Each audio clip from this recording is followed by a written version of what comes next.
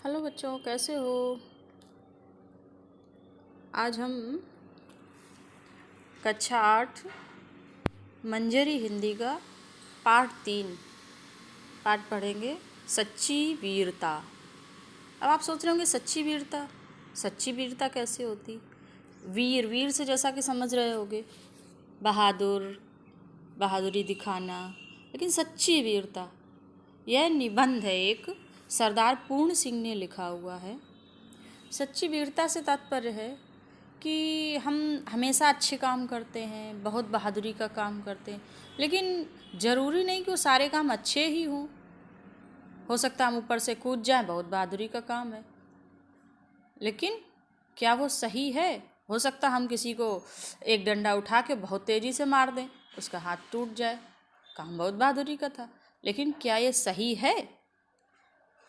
और हो सकता है किसी को हमने बचाने के लिए किया हो, वही काम अच्छा हो गया।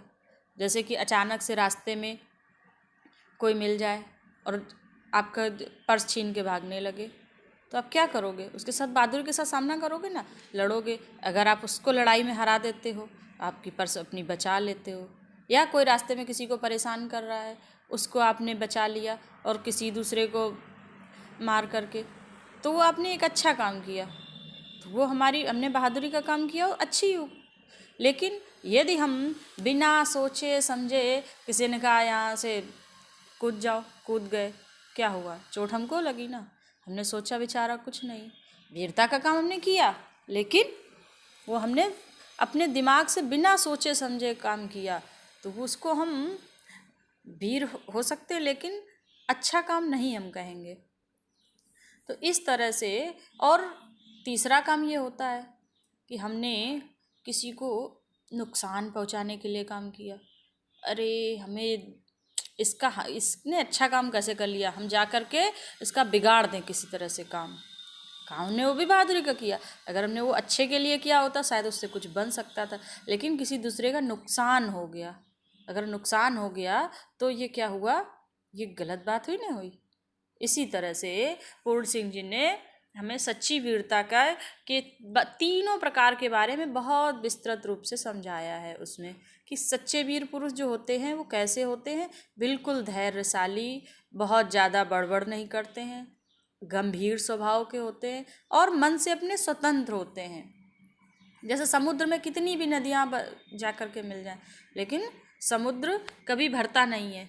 इसी प्रकार सच्चे वीर पुरुष होते हैं, वो कभी भी अपना आडंबर नहीं दिखाने की कोशिश करते, हम बहुत वीर, हम बहुत बहादुर, नहीं। जब ज़रूरत पड़ती है तो अच्छे और वीरता के काम करते हैं। इस तरह से एक बार हम इस पाठ को पढ़ेंगे, देखें। सच्चे वीर पुरुष धीर, गंभीर और आज़ाद होते हैं। उनके मन की गंभीरता और शक्ति समुद्र की तरह विशाल और गहरी तथा आकाश की तरह स्थिर और अचल होती है। परंतु जब ये शेर गरजते हैं, तब सदियों तक उनकी दहाड़ सुनाई देती है और अन्य सब आवाज़ें बंद हो जाती हैं। जब वह कुछ काम ऐसे करते हैं तो हमेशा हमेशा के लिए याद रखे जाते हैं। हम सब जानते हैं, आज़ाद भगत सिंह ने देश की लड़ाई के लिए अपनी जान दी, लेकिन हम आज भी उनको याद करते हैं। इसी तरह से एक बार की बात है, एक बागी गुलाम और एक बादशाह के बीच बातचीत हुई। यह गुलाम कैदी दिल से आज़ाद था। बादशाह ने कहा, मैं तुमको अभी जान से मार डालूंगा, तुम क्या कर सकते हो। तो गुलाम बोला, हाँ मैं फांसी पर तो चढ़ जाऊंगा, पर तुम्हारा तिरस्कार का अर्थ होता है अपमान, तब भी कर सकता हूँ। इस गुलाम ने दुनिया के बादशाहों के बल की हद दिखला दी। बस इतने ही जोर और इतनी ही शेखी पर ये झूठे राजा मार पीट कर कायर लोगों को डराते हैं। चूँकि लोग शरीर को ही अपने जीवन का केंद्र समझते हैं, इसलिए जहाँ किसी ने इनके शरीर पर जरा जोर से हाथ लगाया, वहीं वे डर के मारे अधमरे हो जाते हैं। केवल शरीर रक्षा के निमित्त ये लोग इन राजाओं की ऊपरी मन से पूजा करते हैं। सोचते हैं शायद शरीर से ही सब कुछ है, शरीर में कहीं जरा सा कुछ लगा समझने लगते हैं। सच्चे वीर पुरुष अपने प्रेम के जोर से लोगों के दिलों को सदा के लिए बांध देते हैं। फौज, तोप, बंदूक आदि के बिना ही वे शहंशाह होते हैं। मंसूर ने अपनी मौज में आकर कहा, मैं खुदा हूँ। दुनियावी बादशाह ने कहा, यह काफिर है। मगर मंसूर ने अपने कलाम को बंद न किया। पत्थर मार मार कर दुनिया ने उसके शरीर की बुरी दशा कर दी, परंतु उस मर्द के मुँह से हर बार यही शब्द निकला, अनलहक। अनलहक अर्थात उसका अर्थ होता है अहम ब्रह्मास्मि, मतलब मैं ही सब कुछ हूँ, मैं ही भगवान हूँ, मैं ही खुदा हूँ। मंसूर का सूली पर चढ़ना उसके लिए सिर्फ खेल था।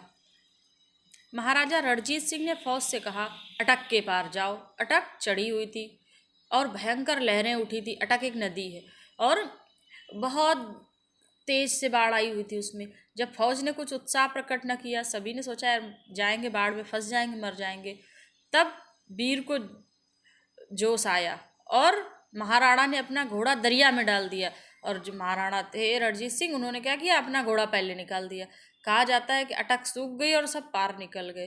तो अटक सूख नहीं गई होगी, लेकिन एक उत्साह से जब गए तो उन्हें लगा अरे हम देख के ही डर रहे थे, जबकि इतना पानी नहीं था, हम इसके पार जा सकते थे। लाखों आदमी मरने मारने को तैयार हो रहे हैं, गोलियां धुआंधार बरस रही हैं। अल्पस के पहाड़ों पर फौज ने चढ़ना ज्यों ही असंभव समझा, त्यों वीर नेपोलियन को जोश आया और उसने कहा अल्पस है ही नहीं। फौज को निश्चय हो गया कि अल्पस नहीं है और सब लोग पहाड़ के पार हो गए। एक भेड़ चराने वाली और सत्व गुण में डूबी हुई युवती कन्या के दिल में जोश आते ही फ्रांस एक शिकस्त से बच गया।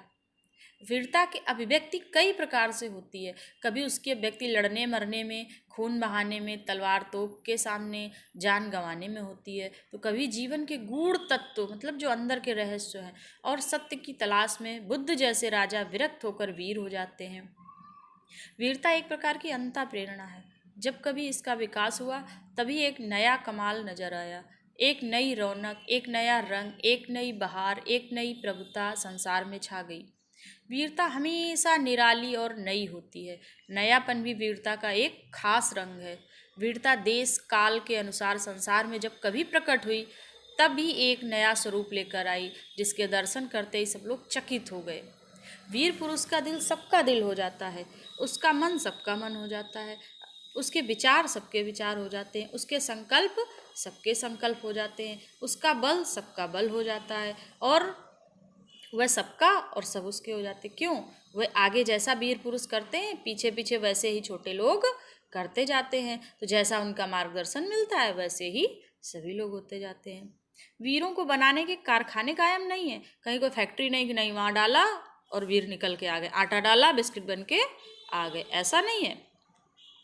वीर पुरुष जो होते हैं वो स्वयं कैसे होते हैं, जैसे पहाड़ों पर देखा होगा देवदार के पेड़ अपने आप से निकल आते हैं और खड़े रहते हैं, कभी उनको कोई पानी देने जाता नहीं जाता है, लेकिन और कभी आंधी तूफान में वो साधारण से गिरते भी नहीं है, खुद ही अपनी जड़ों को मजबूत बना लेते हैं। तो वीरों जो है देवदार के वृक्षों की तरह जीवन के अरण्य में, मतलब जैसे वो जंगल में अपने आप जगते हैं, वैसे ही इस जीवन में वीर पुरुष खुद ब खुद पैदा होते हैं और बिना किसी के पानी दिए, बिना किसी के दूध पिलाए, बिना किसी के हाथ लगाए तैयार होते हैं और दुनिया के मैदान में अचानक ही सामने आकर वे खड़े हो जाते। जब वो कोई ऐसा कार्य करते हैं जो बहुत वीरता का, बहादुरी का है, तब सभी लोग उनको जान जाते हैं, अरे ये तो बहुत बहादुर है, बहुत अच्छा है, बहुत वीर है।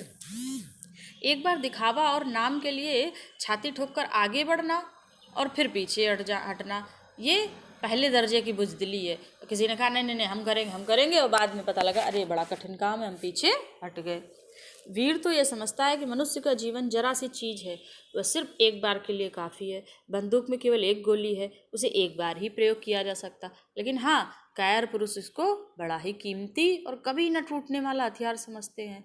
हर घड़ी आगे बढ़कर और ये दिखाकर कि हम बड़े हैं, वे फिर पीछे इसलिए हट जाते हैं उनका मनोबल जीवन किसी और अधिक बड़े काम के लिए बच जाए। गरजने वाले बादल ऐसे ही चले, जैसे देखा होगा बादल बहुत गरजते हैं लेकिन पता लगा बरसते नहीं है, परंतु जो बरसते बादल है वो जरा सी देर में खूब सारी मूसलाधार मतलब तेज वर्षा करके चले जाते हैं। वीर पुरुष का शरीर कुदरत की समस्त ताकतों का भंडार है, सभी के शरीर में वही ताकत है, लेकिन जो वीर मन से होते हैं उन्हें लगता है कि कुदरत ने, प्रकृति ने हमको ये शरीर दिया, इसमें सारी ताकत है, कुदरत का ये केंद्र हिल नहीं सकता। सूर्य का चक्कर हिल जाए तो हिल जाए, परंतु वीर के दिल में जो दैवी केंद्र है वह अचल है। कुदरत की नीति चाहे विकसित होकर अपने बल को नष्ट करने की हो, मगर वीरों की नीति बल को हर तरह से इकट्ठा करने और बढ़ाने की होती है। वह वीर क्या जो टीन के बर्तन की तरह झट से गर्म और ठंडा हो जाता, नहीं, वीर जो अगर एक बार उन्होंने ठान ली तो वो करके मानते हैं। सदियों नीचे आग जलती हो तो भी शायद गर्म हो, और हजारों वर्ष बर्फ उस पर जमती रहे तो भी क्या मजाल हो जो उसकी बाड़ी तक ठंडी हो जाए। उसे खुद गर्म और सर्द होने से क्या मतलब। सत्य की सदा जीत होती है, यह भी वीरता का एक चिन्ह है। विजय वहीं होती है जहाँ पवित्रता और प्रेम है। दुनिया धर्म और अटल आध्यात्मिक नियमों पर खड़ी है। जो अपने आप को उन नियमों के साथ अभिन्न करके रहता है उसी की विजय होती है। जब हम कभी वीरों का हाल सुनते हैं तब हमारे अंदर भी वीरता की लहरें उठती हैं और वीरता का रंग चढ़ जाता है। परंतु जब वह चिरस्थायी मतलब परमानेंट नहीं, थोड़ी देर के लिए नहीं होता है। इसका कारण यही है कि हम सबको केवल दिखाने के लिए वीर बनना चाहते हैं। टीन के बर्तन का स्वभाव छोड़कर अपने जीवन के केंद्र में निवास करो और सच्चाई की चट्टान पर दृढ़ता से खड़े हो जाओ। बाहर की सतह को छोड़कर जीवन की तहों में घुसो, तब नए रंग खिलेंगे। यही है सच्ची वीरता। हमें जिस काम, अच्छे काम का सत्य के साथ देना चाहिए और निश्चय करना चाहिए, सदैव उस पर आगे बढ़ना चाहिए। यह निबंध सरदार पूर्ण सिंह जी ने लिखा है। अब अगर हम इसका संदर्भ लिखेंगे तो कैसे लिखेंगे।